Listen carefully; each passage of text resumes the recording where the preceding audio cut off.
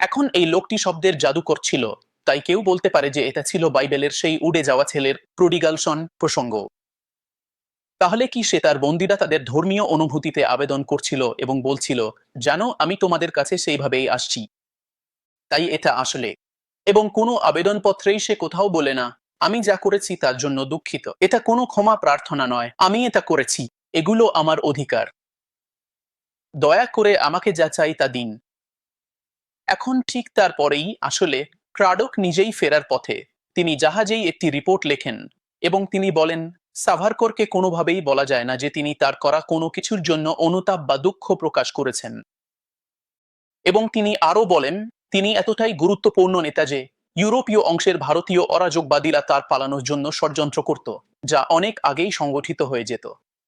যদি তাকে আন্দামানের সেলুলার জেলের বাইরে যেতে দেওয়া হতো, তাহলে তার পালিয়ে যাওয়া নিশ্চিত ছিল।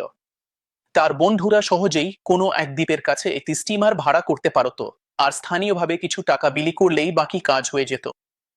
তাই সরকার তার আবেদন বাতিল করে তাকে সেখানেই রাখতে চেয়েছিল।